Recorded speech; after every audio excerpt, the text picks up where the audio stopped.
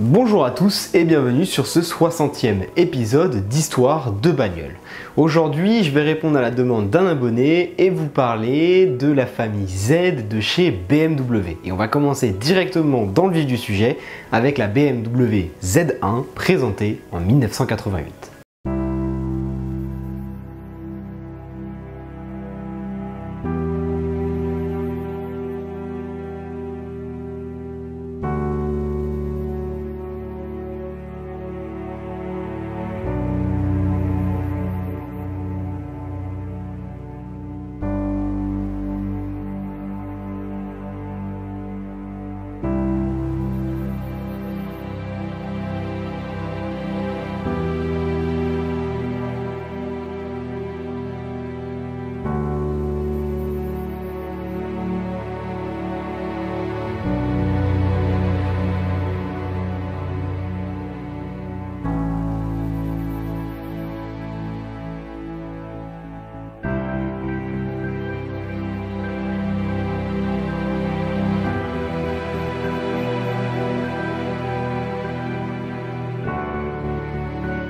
La BMW Z1 est motorisée par un 6 cylindres 2.5 litres développant 170 chevaux. Elle est extrêmement innovante à l'époque, elle utilise des matériaux composites, elle dispose de l'ABS et puis on a ces fameuses portes rétractables qui sont vraiment très étonnantes. Son design est également une grande première pour l'époque. Elle va donc naturellement marquer les esprits. Cependant, certains vous la trouveront trop chère, notamment au vu des performances.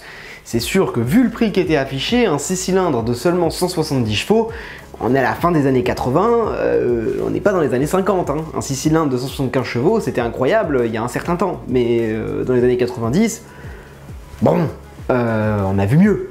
8000 exemplaires de la Z1 seront produits. Alors ça peut paraître beaucoup par rapport à certaines voitures dont on a déjà parlé sur cette chaîne, parce que je parle beaucoup de voitures très rares. Mais en fait 8000 exemplaires c'est pas beaucoup, hein. Voilà. En bref, la Z1 ça a marché et pas marché, ça a séduit les gens, mais en même temps les gens qui ont réellement l'argent pour l'acheter, bah ils préfèrent acheter autre chose. Donc au final, ça a pas si bien marché que ça. Mais BMW ne jettera pas l'éponge et présentera en 1995 une voiture se voulant beaucoup plus abordable, mais qui reprend les gènes de la Z1, la Z3.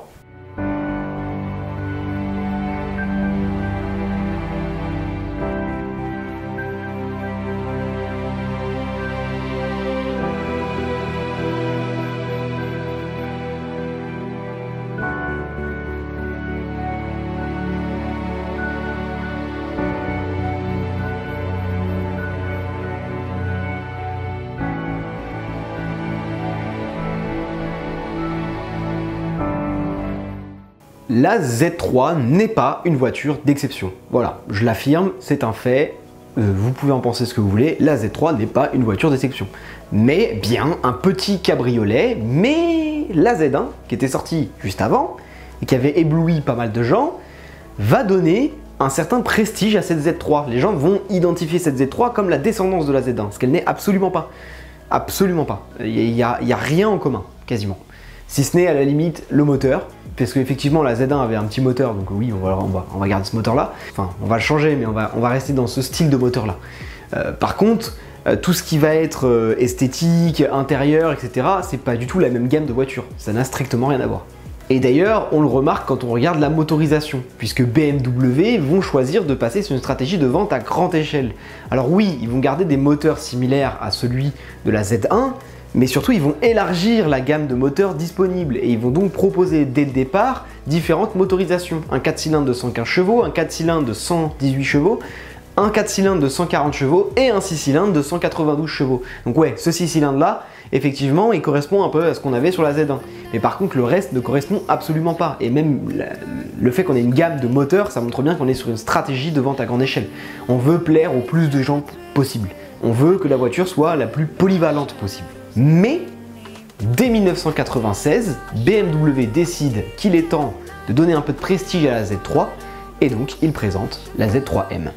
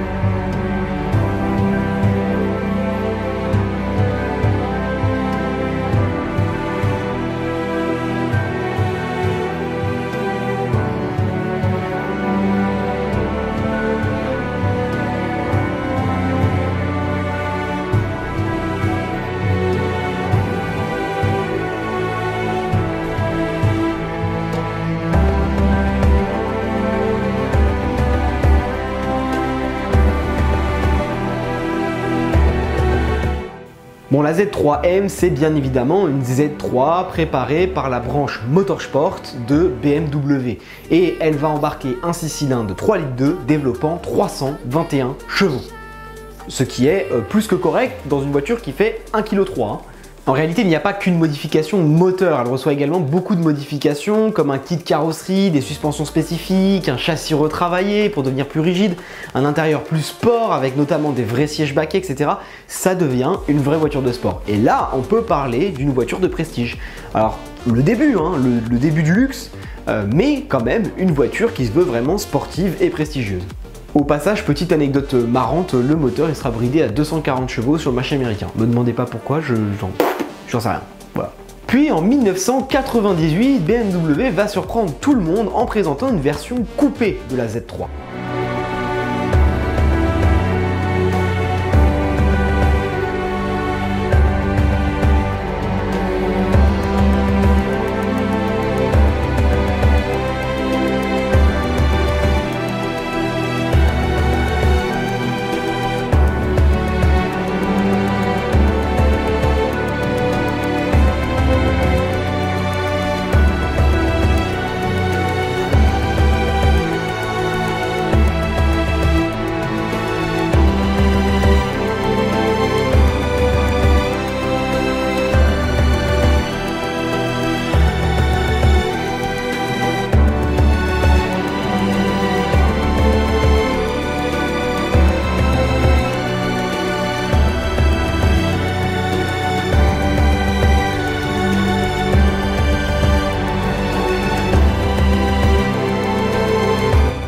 La Z3 coupée ne recevra que deux moteurs, le 6 cylindres et la version M.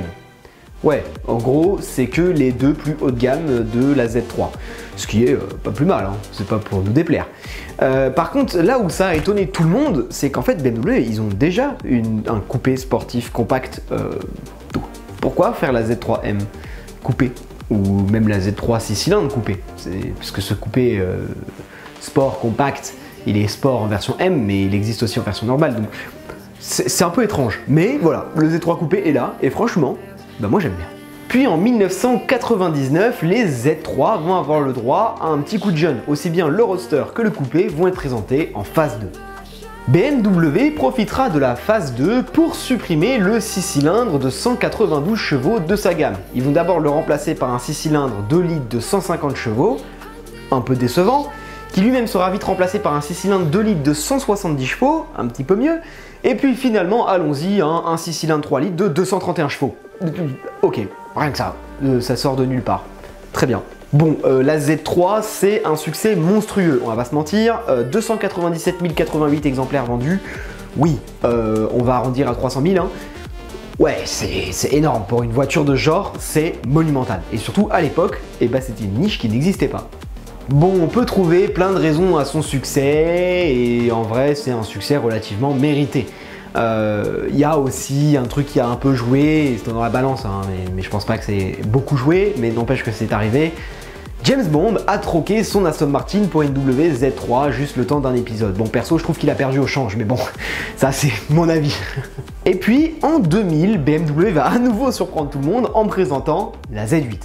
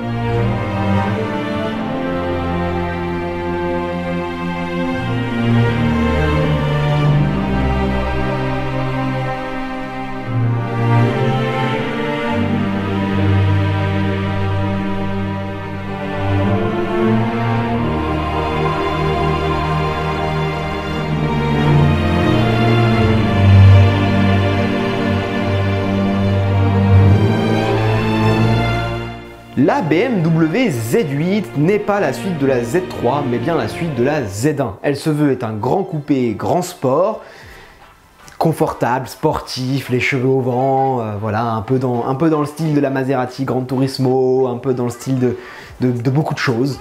Et voilà. Et pour ça, BMW va choisir un look néo-rétro en s'inspirant d'un de ses modèles historiques dont on parlera très certainement un jour, la 507. Et franchement, bah c'est plutôt réussi et ça va séduire beaucoup de monde. Et d'ailleurs, au passage, la BMW Z8, c'est plus du tout le même type de voiture, d'accord? Ça récupère le V8 de la M5 E39, donc la M5 de l'époque, considéré comme le meilleur moteur conçu par BMW à l'époque. Et BMW, c'est des sacrés motoristes quand même. Autant, moi, il y a pas mal de choses que j'aime pas trop chez BMW. Alors là, je vais m'attirer les foudres des grands fans de BMW. Mais voilà, chacun son avis. Moi, il y a pas mal de choses que je n'aime pas chez BMW. Par contre, niveau motoriste, là, le mec qui vous dit que BMW fait des mauvais moteurs, il n'y connaît rien en voiture. Avec ce V8, elle embarque donc 400 chevaux pour un poids de 1,6 kg. La boîte de vitesse et de nombreux autres éléments mécaniques seront repris de la M5 également. Logique, hein, on reprend le moteur, donc on reprend un peu tout ce qui va avec. Elle est également innovante avec un nouveau châssis, une structure en aluminium et l'arrivée d'aides électroniques comme le contrôle de trajectoire. En tout, 5700 exemplaires verront le jour entre 2000 et 2002. Mais ça, c'était sans compter sur l'arrivée d'Alpina. Alors, Alpina, c'est un préparateur spécialiste des BMW. Habituellement, il propose des versions plus sportives des BMW de série. Mais ici, c'est un autre choix qu'a fait Alpina.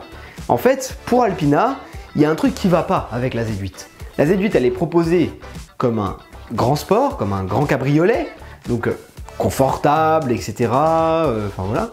Et pourtant, on lui fout un V8 assez hargneux, on lui fout une boîte de vitesse manuelle.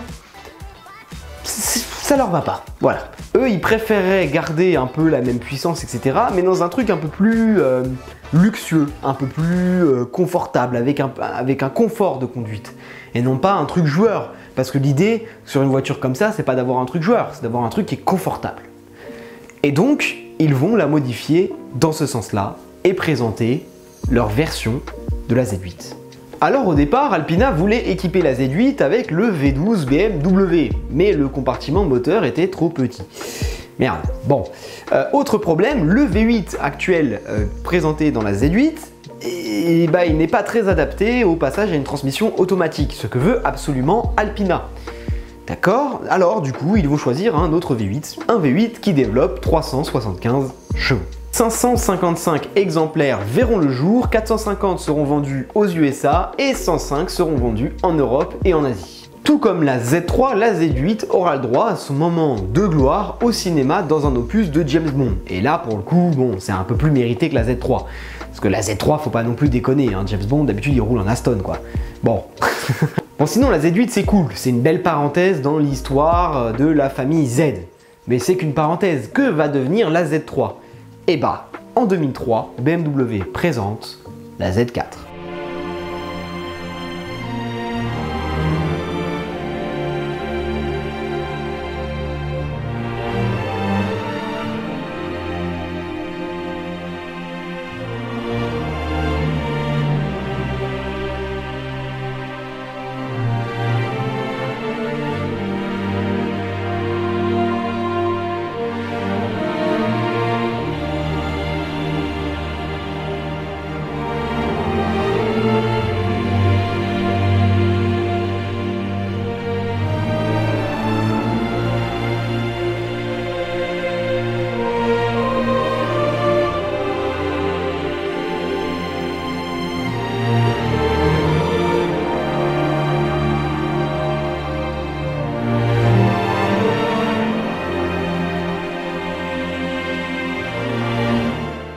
Elle reprend directement la logique de la Z3, mais se veut forcément plus moderne. À l'époque, le design est vraiment très sympa.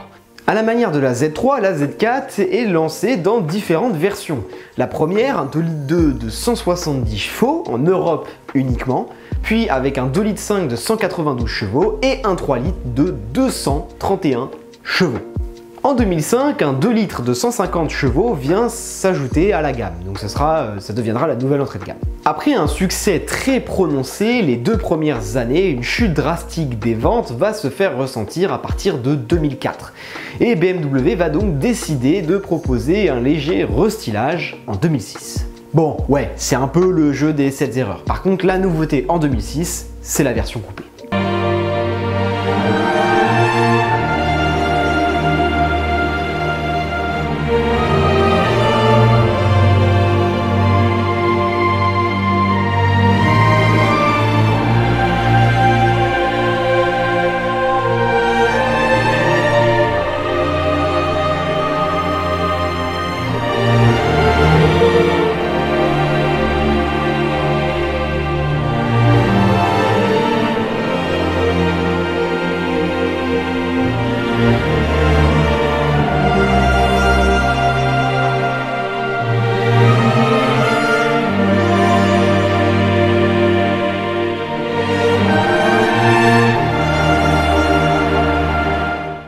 Bon, comme pour la Z3, c'est un Z4 coupé quoi, hein. J'ai pas grand chose de plus à raconter, hein.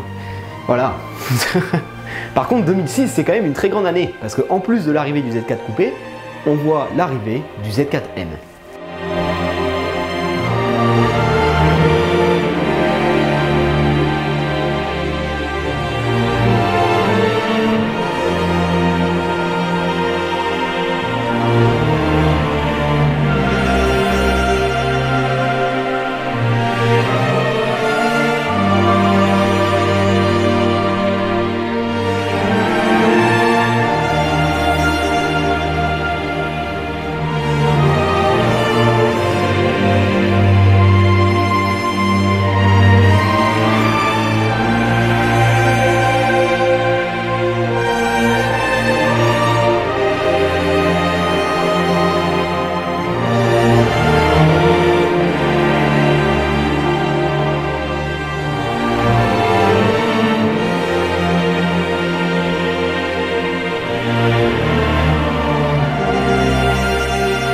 La version motorsport du Z4 sera disponible aussi bien sur le cabriolet que sur le coupé, et il embarquera un 6 cylindres de 3,2 litres développant 343 chevaux.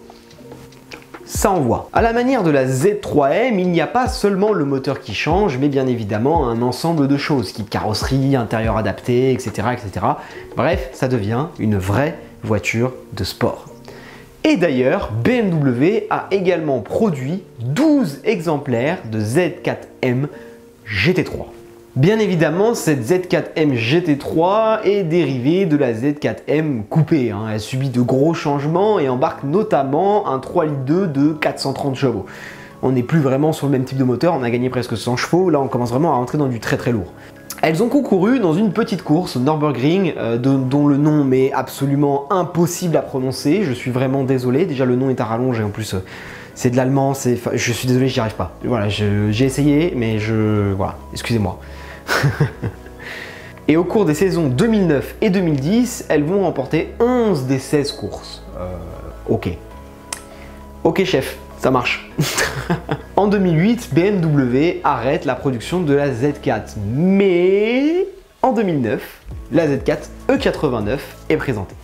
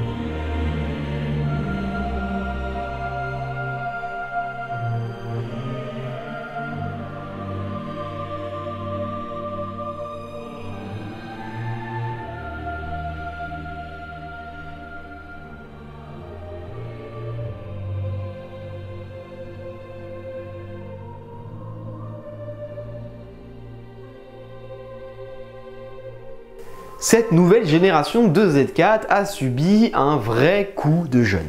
Et le plus gros changement, c'est le passage au coupé cabriolet. Fini la capote, bonjour le toit en dur, et en plus, le tout sans prendre de poids. Niveau motorisation, on aura 3 6 cylindres développant respectivement 204 chevaux, 258 chevaux et 306 chevaux. Ça commence à être pas mal, hein, franchement. Mais plus tard, 2 4 cylindres feront leur entrée, un de 156 chevaux et un de 184 chevaux. Voilà, c'est des entrées de gamme. Pour ceux qui veulent une Z4 pas chère, je rigole. C'est déjà très bien, 184 chevaux. 156 ? Bon, ouais. C'est mieux que rien. C'est mieux qu'une Clio, hein, vous me direz. Puis des 6 cylindres de 245 et 345 chevaux seront ajoutés à la gamme. Et d'ailleurs, ce dernier moteur, 345 chevaux, sera le plus haut de gamme, étant donné qu'il n'y aura jamais de version M. Voilà. Ouais, c'est triste, c'est décevant, mais oui, voilà, il n'y a jamais eu de version M sur cette Z4. Triste. Et tant qu'on y est, hein, dans le triste, il n'y aura pas de version coupée de cette Z4. Voilà, c'est décevant, je sais, c'est comme ça. La phase 2 verra quelques changements esthétiques arriver en 2012, hein, mais c'est pareil, hein, c'est pas une dinguerie quoi. Mais par contre, la dinguerie, c'est qu'il y a eu une version GT3 présentée en 2010 et celle-ci est beaucoup plus sérieuse que la précédente. Cette Z4 GT3 embarque un V8 de 480 chevaux et était homologué dans la catégorie GT3 de la FIA. Ouais, je vous ai dit que c'était plus sérieux, hein, je déconne pas. Franchement, c'est très sérieux là. Il faut savoir que les Z4 GT3, elles étaient assemblées à la main et ça demandait plus de 700 heures de travail pour être assemblées. Ce qui est quand même bluffant. Hein. Accessoirement, un certain nombre d'écuries vont réaliser pas mal de modifications sur les Z4 GT3 à leur sauce en fait. Donc du coup c'est un peu difficile de parler un peu du palmarès, etc. Donc je vous ai parlé d'origine du V8 de 480 chevaux, mais il va y avoir beaucoup de modifications, même des changements de moteur carrément, hein, des swaps moteurs. Et qui auront toujours le droit de courir en FIA GT3, hein, donc c'est un peu complexe quand même. Et donc qui dit Z4 GT3 plus sérieuse, dit des courses bien plus sérieuses. Même si son palmarès n'est pas monstrueux, elle a quand même fait des choses comme les 24 heures du Nürburgring par exemple. C'est quand même, voilà, c'est quand même un peu plus sérieux. Enfin, en 2018, BMW présente la 3e et actuelle génération de la Z4, la Z4 G29.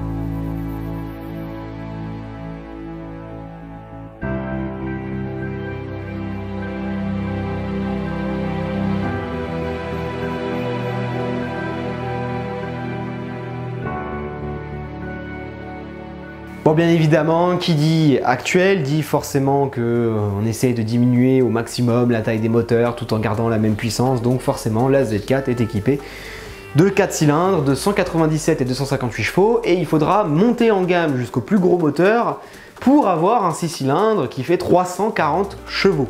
C'est un peu triste, hein, forcément, niveau son, ça se ressent. Avant, il y avait des 6 cylindres sympas, quand même à 200 et quelques chevaux, c'est déjà pas mal. Et pourtant, on avait un 6 cylindres, on avait une sonorité, et là, 258 chevaux, vous êtes encore sur un 4 cylindres. C'est triste, mais c'est comme ça. On va continuer dans la tristesse. Elle perd le côté coupé cabriolet, elle devient uniquement un cabriolet, donc avec une capote.